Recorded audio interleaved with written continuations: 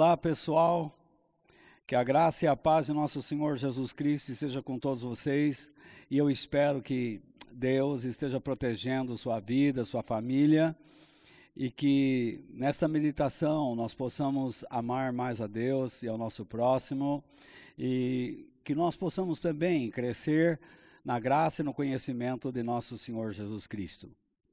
O que eu vou falar nesta noite não é nada complicado, é muito simples, mas é a palavra de Deus, é a verdade.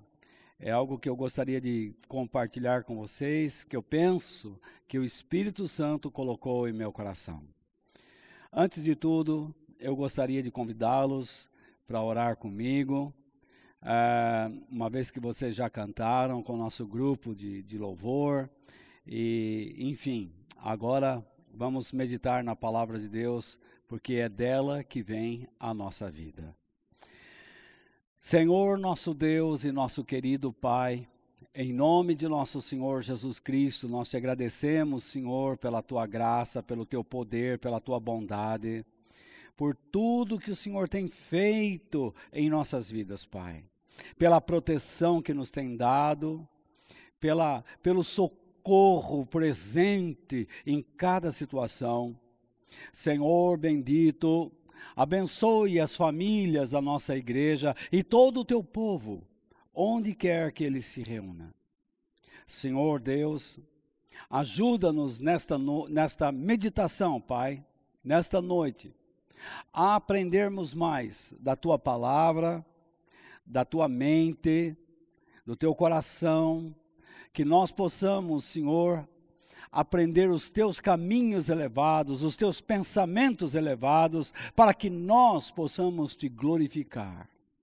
Senhor, ensina-nos como nós podemos ter cada dia mais prazer em Jesus e servir ao Senhor por meio dele. O teu Filho amado que tu enviaste sobre a terra para nos ensinar o caminho da vida e o caminho do teu coração. Em nome de Jesus, amém. Todas as vezes que nós vamos meditar na palavra de Deus, eu tenho por hábito ler 2 Timóteo, capítulo 3, versículos 16 e 17, porque nesses versículos estão os propósitos de meditarmos na palavra de Deus, de estudarmos, de decorarmos, memorizarmos, né? Enfim, toda a Escritura Sagrada é inspirada por Deus e é útil para ensinar a verdade, condenar o erro, corrigir as faltas e ensinar a maneira certa de viver. E isso para que o servo de Deus esteja completamente preparado e pronto para fazer todo tipo de boas ações. Amém. Bom, hoje eu quero compartilhar com vocês este título. Palavras de Paulo, porque as palavras são dele. Viver é Cristo e morrer é lucro. Viver é Cristo e morrer é lucro. O texto está em Filipenses capítulo 1, verso 21. E eu gostaria que vocês lessem comigo nesse instante. Vamos ler. Paulo diz: para mim, viver é Cristo e morrer é lucro. Então, eu coloco algumas explicações. Não é a palavra no grego, algumas pessoas falam, mas isso é o que significa no grego? Em parte sim, mas o que eu coloco aqui é a ideia, é onde ele quer chegar, correto? Porque se eu ficar colocando definições no grego aqui, nós não vamos entender quase nada. Então eu já coloco logo o sentido, onde ele quer ir, para que você possa entender o seu coração. Então Paulo diz: pois para mim viver, isto é, estar entre os vivos. Então Paulo diz assim: para mim estar entre os vivos é Cristo. Então, se eu estiver entre pessoas, o que reza a minha vida, o que importa na minha vida é estar com Cristo. E então, ele diz, e morrer, isto é, e viver após a vida neste mundo, tá? Depois da minha vida, depois da minha morte, é lucro, isto é excelência, é vantagem, é privilégio, é recompensa. É isso que ele está dizendo. Então Paulo diz, quando eu estou entre os vivos, eu quero viver em comunhão com Cristo.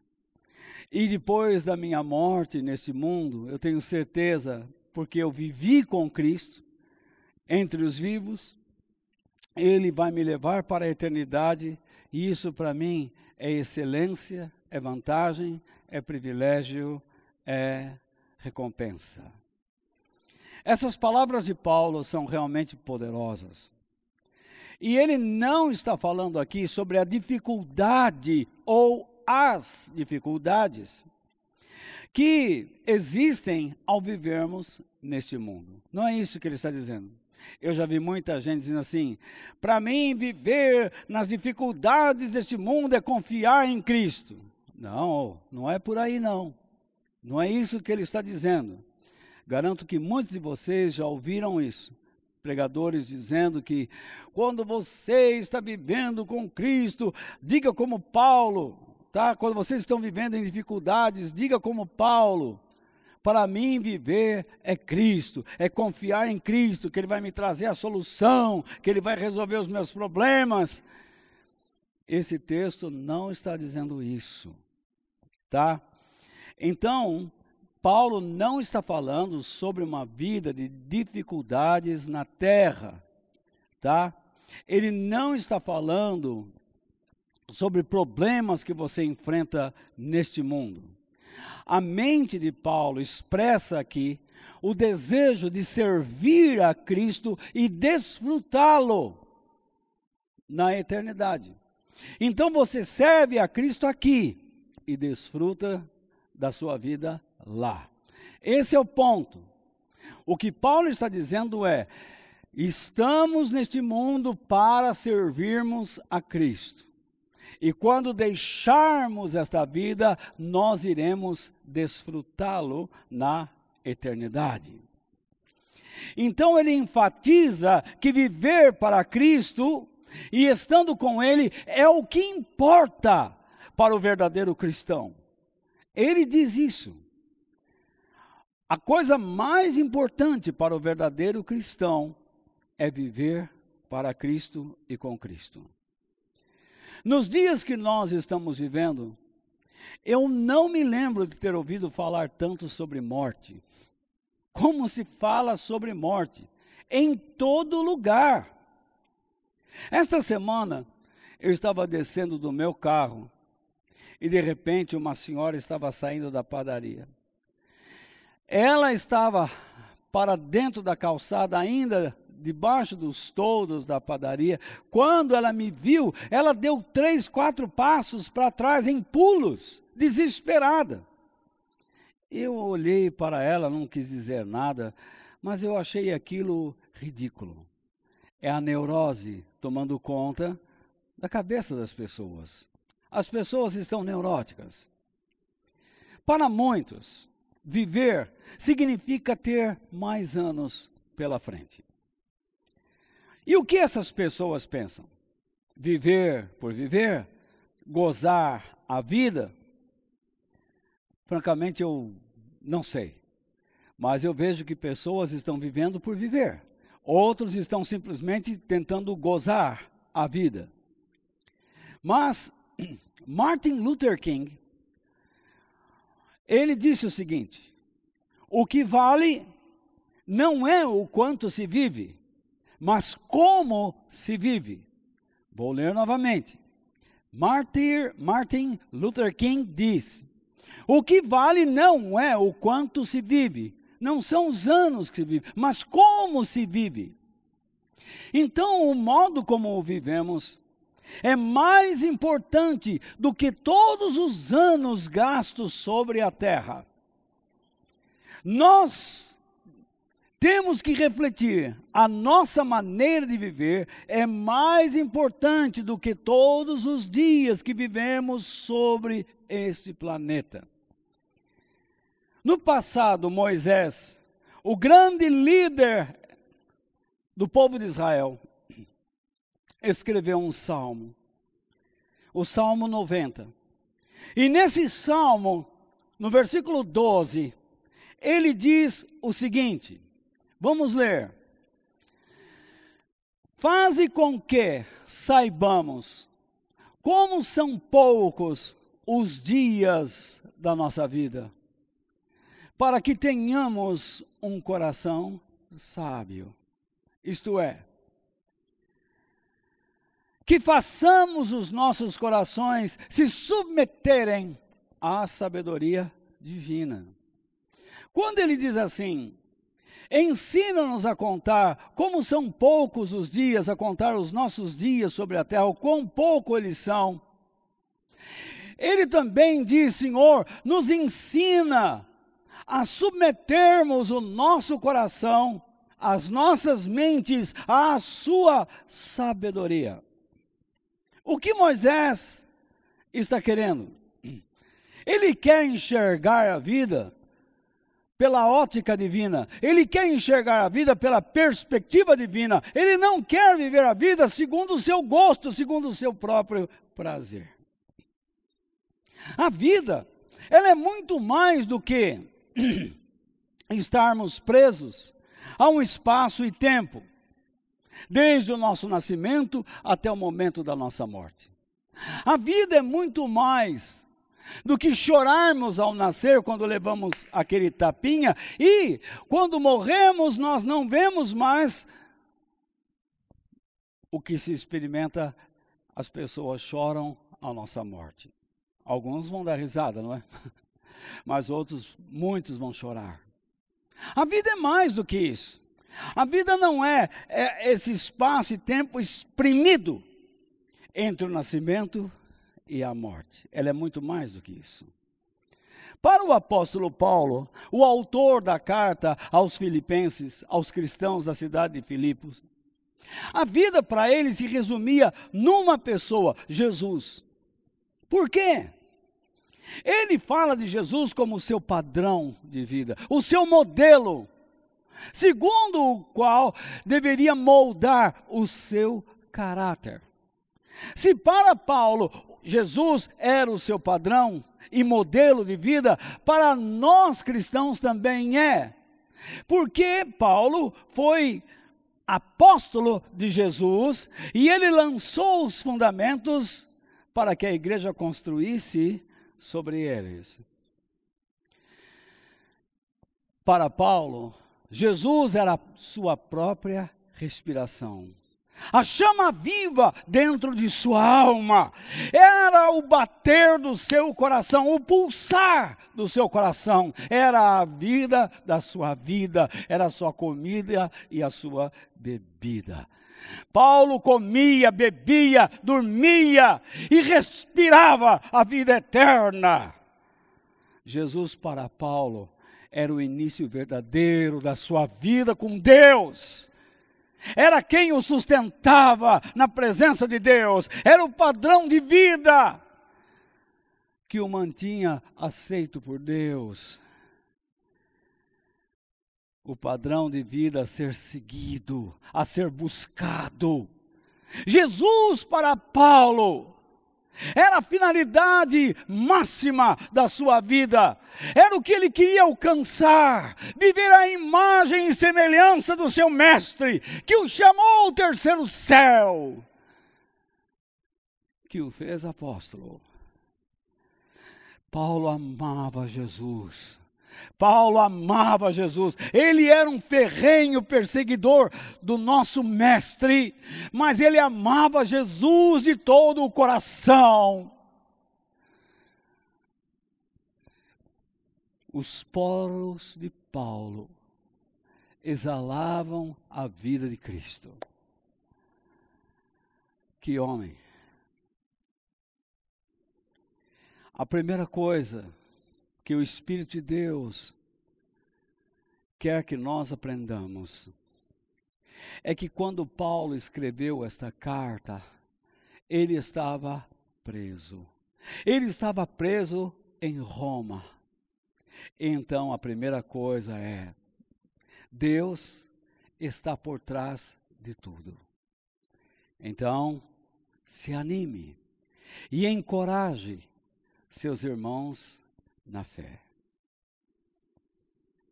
Nós estamos enfrentando um período difícil.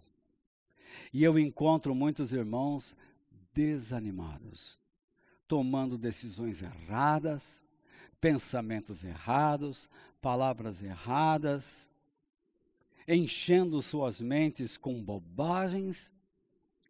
Mas nesse momento, nós temos que raciocinar direito. Deus está por trás de tudo que estamos passando. E nós precisamos ficar animados. E com a nossa atitude, encorajar outros irmãos a se animarem no Senhor. O apóstolo Paulo, por pregar o Evangelho, ensinar o Evangelho de Cristo, estava preso em Roma. E sua prisão deixou vários ou muitos cristãos tristes e desanimados. Então Paulo procura encorajá-los, dizendo: através da minha prisão, eu pude falar do Evangelho a muitas pessoas, eu pude alcançar pessoas que jamais eu alcançaria se estivesse andando nas ruas de Roma. Vamos entender onde ele quer chegar. Paulo entendia que os romanos foram usados por Deus sem que percebessem, a fim de que ele, apóstolo de Jesus Cristo, pregasse a mensagem do Evangelho para funcionários do governo e toda a guarda pretoriana. Incrível! O que era a guarda pretoriana?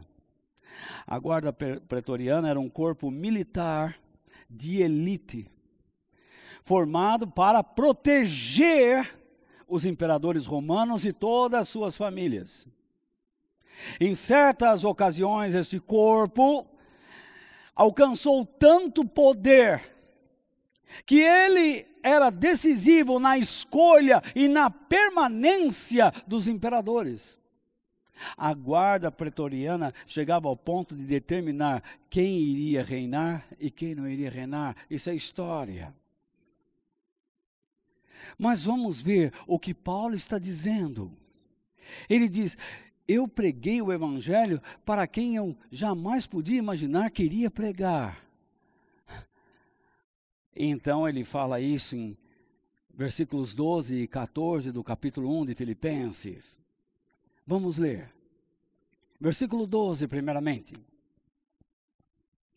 12 e 13. Meus irmãos, eu quero que vocês saibam que as coisas que me aconteceram, olha agora o que ele diz, ajudaram, de fato, o progresso do Evangelho.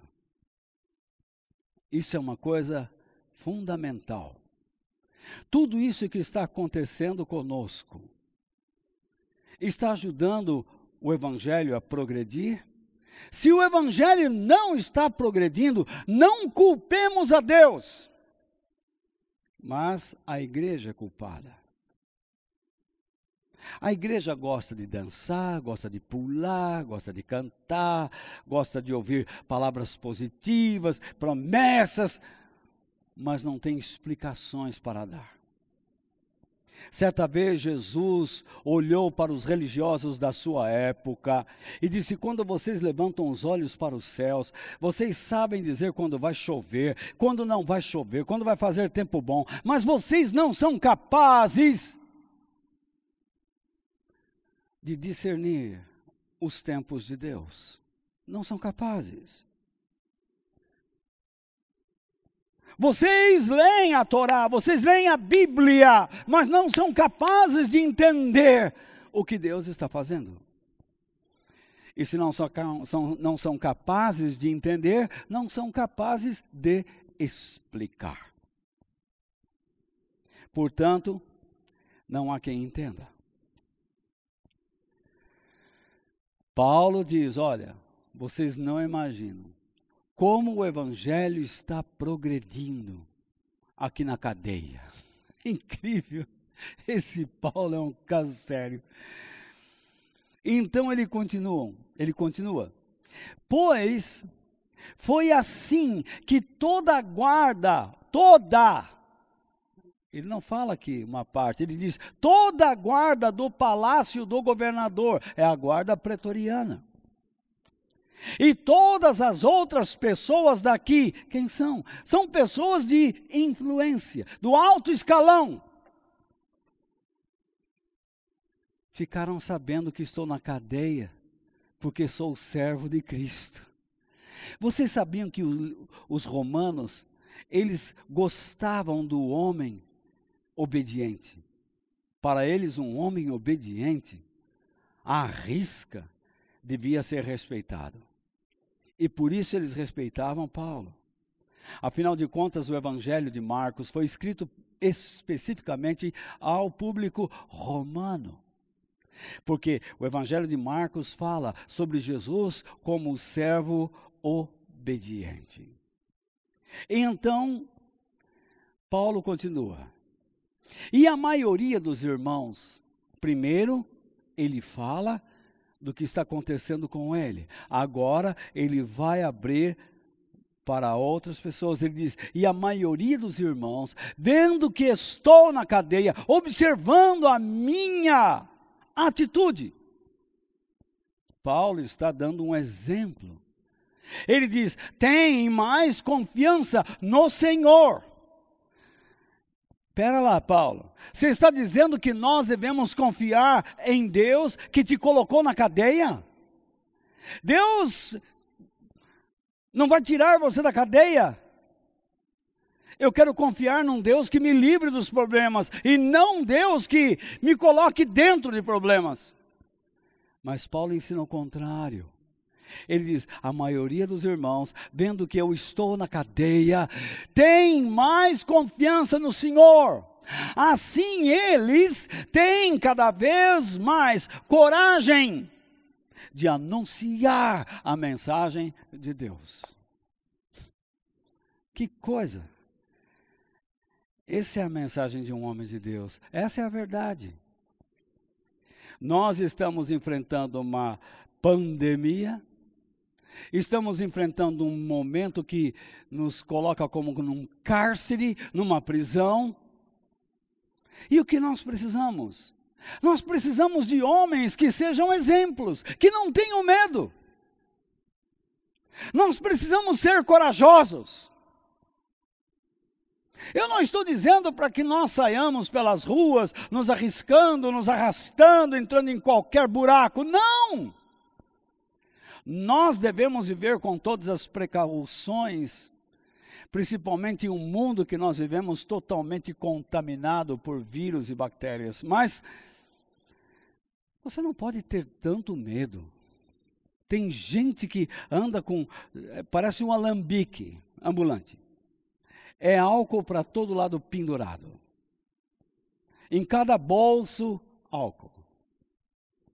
Você olha para... Se ele passar no exame do bafômetro, não passa. Ele vai em cana. Ele vai perder a licença de dirigir. Veja só.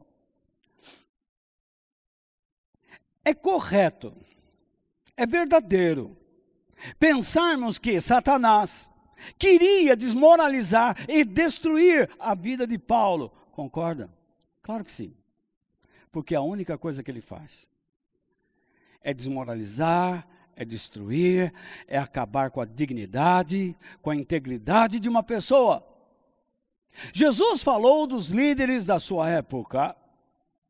Ele disse assim: o ladrão, que não é Satanás, é o líder falso. O ladrão ladrão do quê? Das ovelhas que pertencem a Deus, vem somente para matar, roubar e destruir. Jesus disse isso. Esses falsos pregadores matam, eles roubam e destroem.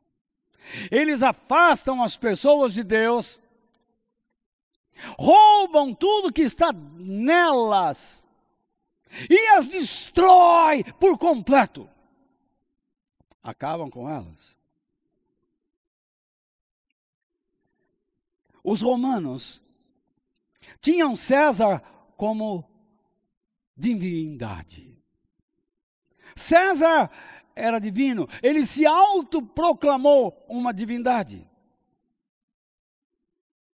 E então, a pregação cristã dizia que Jesus era Deus. César se proclamava como o Senhor de todo o mundo. E a pregação cristã dizia que Jesus era o Senhor. César dizia que o único império existente era o Império Romano e que ninguém poderia destruí-lo. E a pregação cristã dizia que Jesus era o rei de um reino. Quando os romanos começaram a ouvir isso, eles ficaram apavorados.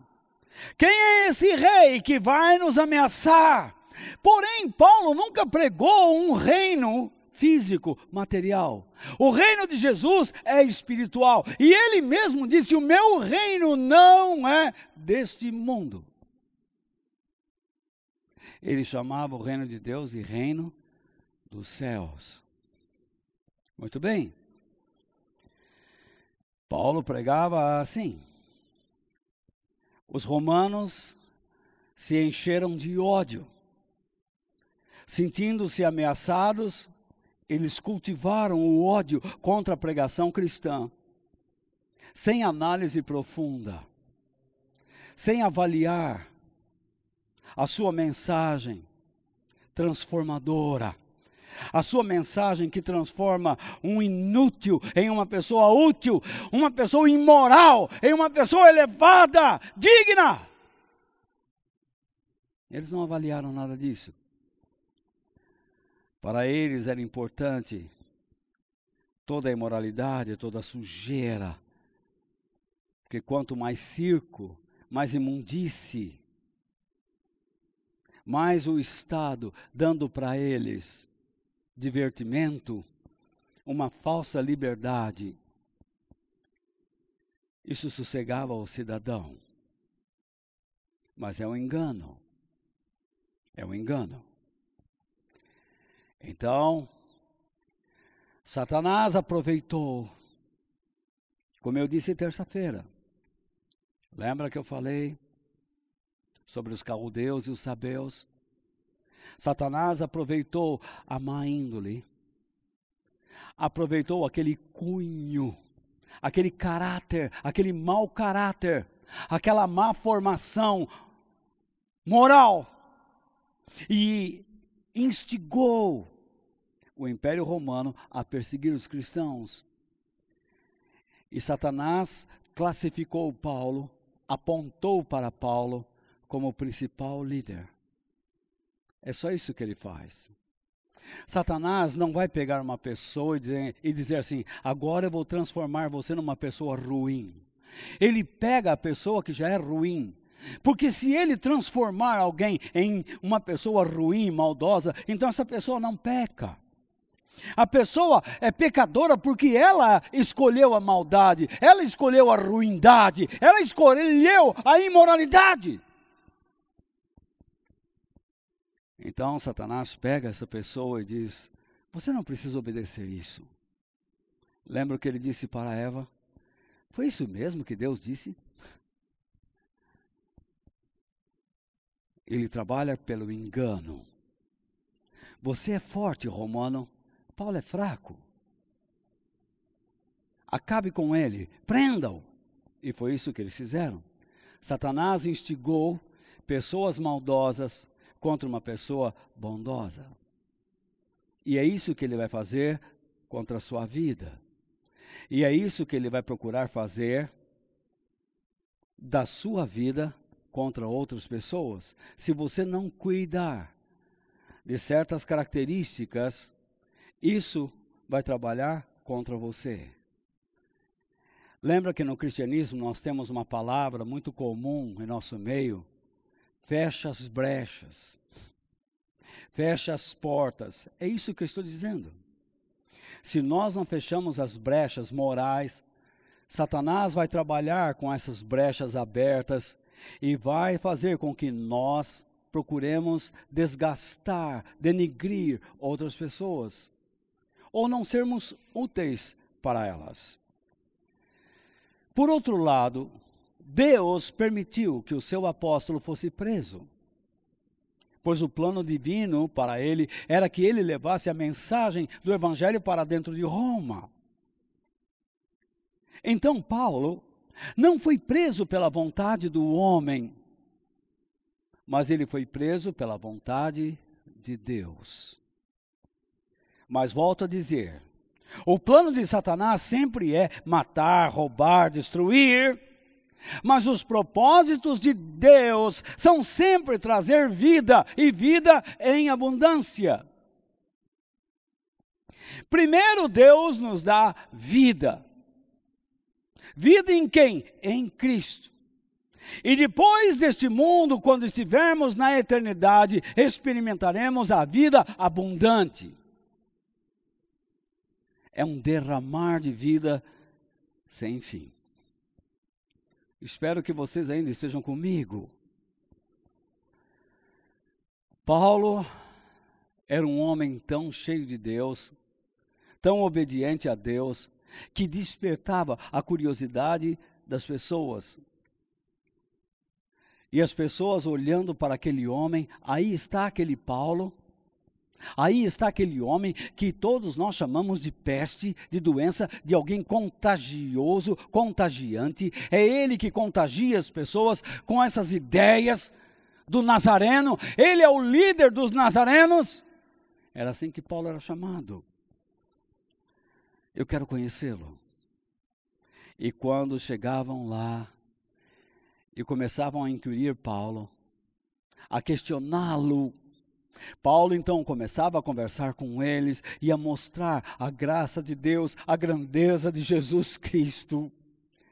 E isto tocava o coração daquelas pessoas. Que vida é essa? Paulo, a peste, acabou contagiando toda a guarda pretoriana e as pessoas do alto escalão da corte romana. Você percebe? Nós estamos numa situação difícil, mas o que nós temos feito para que o evangelho progrida? O evangelho não vai progredir por meio de danças, não vai. Por meio de shows, não vai. O evangelho só progride quando a alma se arrepende. Quando a palavra de Deus entra na vida de uma pessoa e ela então se derrete perante Deus, se rende a Ele, chora os seus pecados, diz: Senhor, eu tenho andado longe de Ti, eu não tenho dado atenção aos Teus ensinamentos, me perdoa. E então Deus começa a trabalhar nessa vida, aperfeiçoando, e ela também vai se transformar em um instrumento para propagar a notícia do Evangelho a outras pessoas. Portanto, em segundo lugar, que a vontade de Deus sempre esteja acima dos seus desejos pessoais, meu irmão. Por que eu digo isto? Eu digo isto baseando-me nos versículos 19 e 20 do capítulo 1 de Filipenses, quando Paulo diz o seguinte, vamos ler. Pois eu sei que por meio das orações de vocês e com a ajuda do Espírito de Jesus Cristo, eu serei posto em liberdade. Você percebe? Eu não vejo problema algum em termos desejos pessoais, desde que eles sejam lícitos, naturalmente. No entanto, nós precisamos tomar cuidado ao tomarmos decisões baseando-nos nas nossas paixões, nos nossos desejos. O apóstolo Paulo expressa um desejo: estar livre. Ora, isso é justo. Ele está preso injustamente. Estão dizendo que Paulo é um terrorista. Ele é um criminoso contra o Estado. E Paulo não é nada disso. Ele ensinava as pessoas a se amarem, a se respeitarem, a se tratarem com dignidade. E o Império Romano está acabando com ele. Porque acham que Paulo prega uma ameaça à destituição de César. Jesus vai tomar o trono do Império Romano e colocar o Império de Jesus, o reino de Jesus sobre a terra, e acabar com o Império Romano. Muito bem. O versículo 20 diz: o meu grande desejo e a minha esperança são de nunca falhar no meu dever, para que sempre, e agora ainda mais, eu tenha muita coragem. E assim, em tudo o que eu disser e fizer, tanto na vida como na morte, eu poderei levar outros a reconhecerem a grandeza de Cristo. Que coisa! Que incrível! A palavra de Deus ensina que a mente ou o coração humano engana mais o ser humano do que qualquer outra coisa. Quem disse isso? Jeremias. O profeta Jeremias disse isso em Jeremias capítulo 17, versículo 9. Enganoso é o coração humano, ele está doente demais para ser curado. Paulo, então, manifesta um desejo legítimo para ser colocado em liberdade. Qual é o problema? Ele está ciente das orações dos irmãos, porque os irmãos estão orando por Paulo justamente para que Deus responda essas orações e coloque Paulo em liberdade. É o que nós faríamos, não é? Vamos orar pelo irmão. Aí nós começamos a orar. Muito bem, mas Deus não responde aquela oração. Aí alguém da igreja diz assim: essa igreja não tem poder, porque Deus não respondeu. Aí ele começa a caçar a oração aqui, caçar a oração lá, caçar aqui, caçar lá. Por que ele não ora? Porque ele também não vale nada. Se ele diz que as nossas orações não funcionam, imagine um traste desse orando. Não vai acontecer nada. Os irmãos oraram por Paulo, acreditando que Deus iria soltá-lo da cadeia. Mas Deus não fez isso. Deus não queria. Qual é o problema? Eu vejo dentro da igreja uma disputa, sabia? Eu vejo irmãos dizendo assim: aquele irmão, a oração dele é poderosa. O problema não se trata de oração poderosa, o problema se trata de uma oração feita por alguém que é aceito por Deus, o justo. Nós procuramos orações de pessoas que não são justas, muitas vezes. Pessoas que não amam a Deus, que só estão matando, roubando e destruindo as ovelhas de Deus. E nós somos incapazes de discernir isso.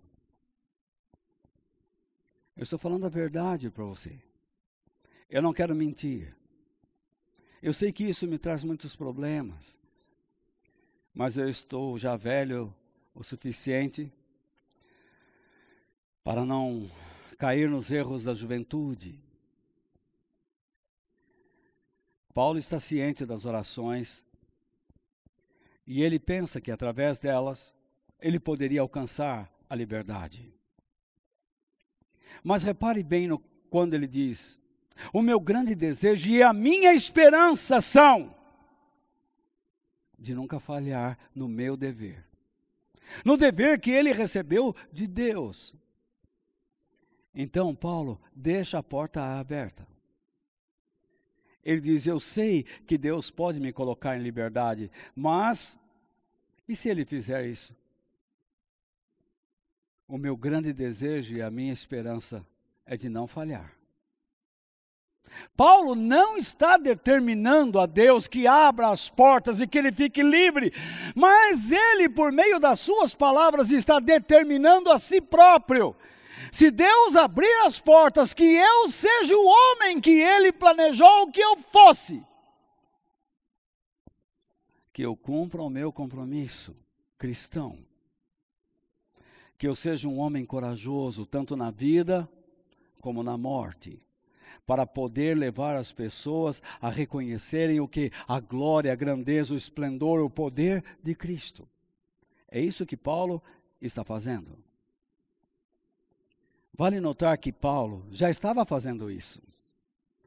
Quando ele diz essas palavras nos versículos 19 ao 20, ele já estava fazendo isso. Ele estava pregando para toda a guarda pretoriana e para as pessoas importantes. Ele não estava inerte, ele não estava parado. Ele estava fazendo a vontade de Deus. Ele não estava desanimado com a sua condição de prisioneiro. Porque ele entendeu o plano de Deus, e dentro do plano de Deus ele fazia a sua vontade. Ele sabia que Deus estava por trás de tudo, e não desanimava, mas ele encorajava os outros a fazerem o mesmo. Há pessoas que nessa época de pandemia tomam decisões baseadas no que sentem e no que querem, sem estarem fazendo a vontade de Deus. Seus corações são impuros, seus corações estão doentes, o meu é doente, o seu também é. Imagine, eu não estou fazendo a vontade de Deus e eu digo para as pessoas: eu sinto que eu devo fazer. Você não sente nada. Se você não está fazendo a vontade de Deus, você não sabe nem para onde está indo. Jesus disse: abençoados são os limpos de coração, porque eles verão a Deus. Quem são os limpos de coração? São aqueles que não fazem a obra de Deus a partir de si mesmos. Eles fazem a obra de Deus a partir de quem Deus é. E do que Ele quer dar às pessoas. Então eles permitem que Deus trabalhe em suas vidas e eles trabalham para Deus. Por isso que eles são chamados a seguir de pacificadores. Jesus disse: bem-aventurados os pacificadores, porque serão chamados filhos de Deus. Se você não está fazendo a obra de Deus, como é que você pode dizer que está tomando uma decisão séria? Você está fazendo escolhas com base na impureza do teu coração. Quem não pensa na vida do alto, em suas decisões, em momentos de crise, como pensará depois nessa vida? Não vai, dificilmente. Eu vejo muitas pessoas que já chegaram a mim e já disseram: Walter, eu não aguento mais viver na minha casa com os meus pais, eu vou embora. Não aguento mais, está difícil, não aguento meu pai, minha mãe. E eu sempre digo a eles: é isso que Deus está falando com você? Por que você está tomando essa decisão? Não, porque eu quero servir a Deus. Ah, você quer servir a Deus, que até agora você não está servindo. Se você não está fazendo nada por Deus até agora, se a sua vida está fria, então você não pode tomar essa decisão, porque você vai tomar uma decisão errada. Você entendeu bem o que eu estou falando? Muitas pessoas estão dizendo que nessa época de pandemia está aumentando o número de separações e divórcios. Por quê? Inclusive entre os cristãos. Alguém diz, eu não consigo servir a Deus ao lado do meu marido, ao lado da minha esposa. Se você não consegue servir ao lado deles, como é que você vai servir ao lado de outros que são piores do que eles? O diabo está aí, os demônios estão aí. Como é que você vai servir a Deus na presença deles? Você está tomando decisão com bases erradas. Você não está agindo direito. Eu conheço pessoas que dizem, não, eu vou servir a Deus. Vão, Quando eu olho para essas vidas, eu os vejo totalmente entregues. Há uma vida desregrada, há uma vida imoral, há uma vida suja, estão bebendo à noite, caindo na bandalheira, vivendo na escuridão. Estão se perdendo. Estão jogando na lata do lixo toda a glória de Jesus e eles precisam voltar.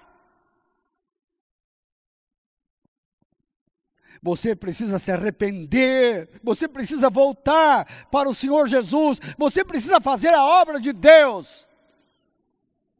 E deixar que a vontade de Deus tenha prioridade sobre os seus desejos pessoais, que nada mais são do que interesses, egoísmo, orgulho. Eu ouço muitos, até mesmo cristãos, dizendo, quando tudo isso acabar, eu vou desfrutar a vida. Vou procurar fazer coisas que eu nunca fiz. Eu espero que você comece a aprender a Bíblia, coisa que você nunca fez. Eu espero que você comece a ler a Bíblia, coisa que nunca fez. Eu espero que você comece a falar de Cristo para as pessoas, coisa que você não faz. Desculpe, meu irmão, eu não quero atacar você, mas já atacando, vamos ser verdadeiros. A Bíblia tem ficado longe. Poucos estão reparando que Deus está por trás de tudo isto. Deus está ensinando tanto o mundo como a igreja. E o mundo só vai aprender quando a igreja aprender. Se a igreja não aprende, ela não tem nada para ensinar. Se eu não adquiro coragem, como eu posso encorajar? Se eu não vivo debaixo dos termos de Deus, como eu posso ensinar as pessoas que vale a pena viver debaixo dos termos de Deus? O período da quarentena está passando e vocês, pais, têm mostrado a grandeza de Jesus Cristo aos seus filhos? Não, mas a gente reúne para fazer uma oração. Não estou falando de oração, estou falando de ensinar. Você tem lutado, trabalhado para que eles reconheçam a grandeza de Cristo. Vocês, discipuladores, condutores de grupos, vocês têm procurado fazer com que os membros dos seus grupos reconheçam a grandeza de Cristo nesse momento.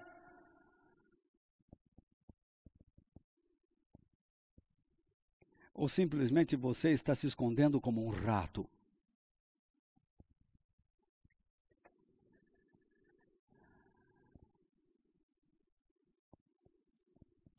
Quero terminar.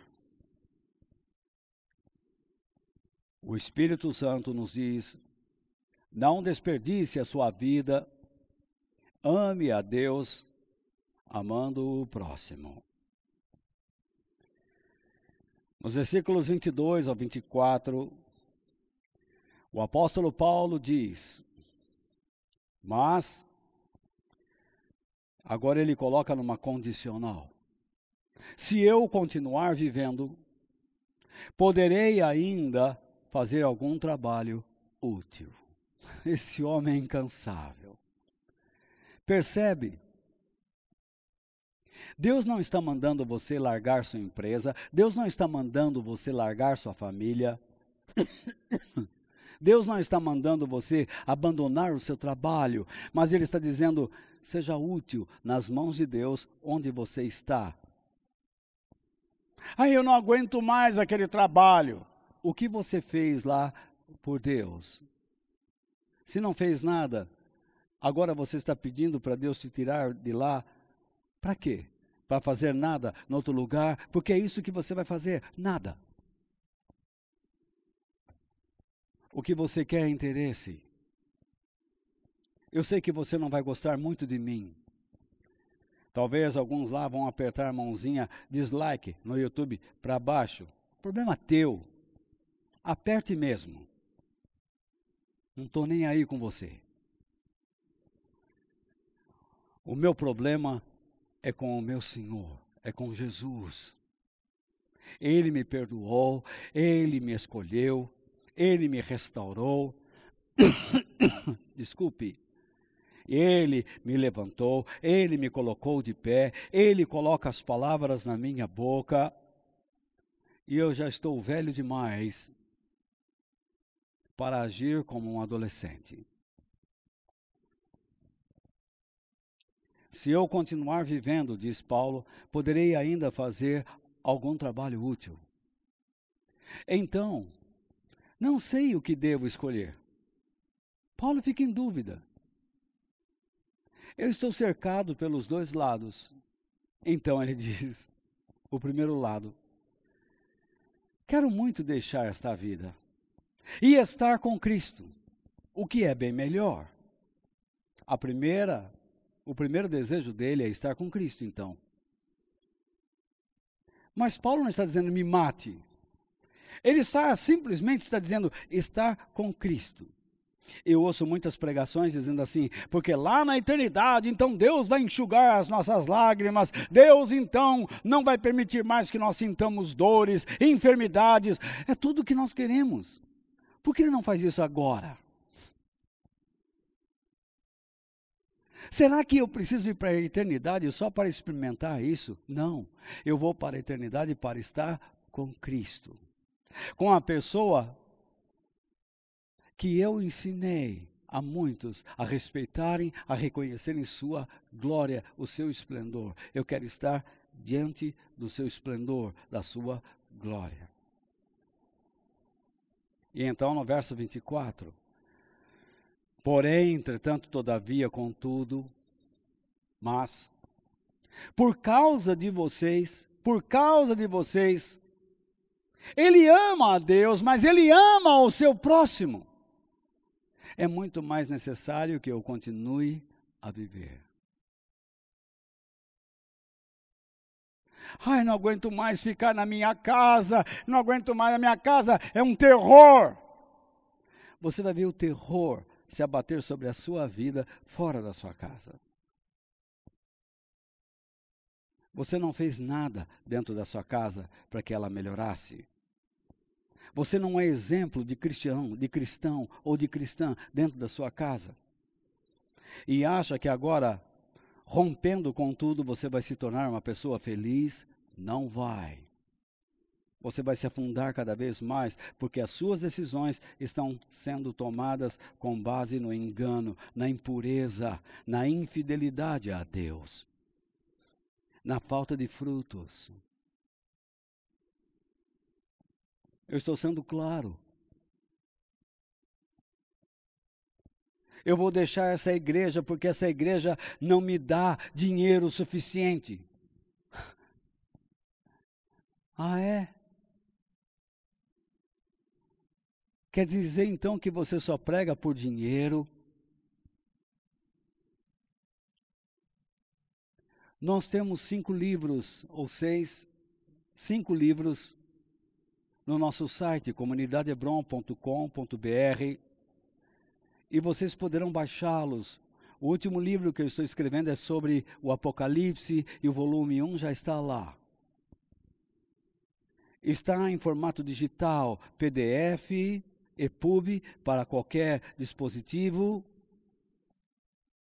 portátil, e também no arquivo MOB, que serve para os leitores Kindle. Então, Qual é o preço? Nada. Eu nunca cobrei nada. Tudo é de graça. De graça eu recebi e de graça procuro dar. Eu quero ajudar a igreja. Por causa de vocês, é necessário que eu continue a viver. Por causa da minha família, é necessário que eu suporte tudo. Por causa da minha família, é necessário que eu seja um instrumento de Deus para promover mudanças. Por causa de Cristo e por causa das pessoas, é necessário que eu suporte esta situação que eu estou vivendo de uma maneira exemplar, digna, com coragem, com honestidade. Esta é a palavra desta noite, ou desta manhã, ou desta tarde, depende do horário que você for assistir este vídeo, porque ele está no YouTube. Então você clica a hora que quiser. Na verdade, o apóstolo Paulo diz: o morrer para mim é Cristo. Isto é, quando eu morro para mim mesmo, por causa de Cristo, eu percebo que isso é maravilhoso. Eu estou amando a Deus, estou ajudando pessoas. E na minha morte, então depois de ter feito todo um trabalho, depois de ter vivido para Ele, com toda a empolgação e verdade, eu deixarei esse mundo. Certo de ter combatido um bom combate, ter guardado a fé. E vou para a eternidade. E então desfrutar da vida abundante, da grande promessa de Deus, por meio de Jesus Cristo, nosso Senhor. Que Deus nos abençoe. Que Deus nos abençoe. Senhor Todo-Poderoso, em nome de nosso Senhor Jesus Cristo, eu peço que o Senhor fortaleça estas vidas, para que assumam a responsabilidade do dever cristão. Eu sei, Pai, que nós vivemos dias difíceis, mas o Senhor está por trás de tudo. Já estava escrito que nós experimentaríamos esses dias. Nós nascemos neles, então que aprendamos a viver neles. Para a Tua honra e a Tua glória, Senhor.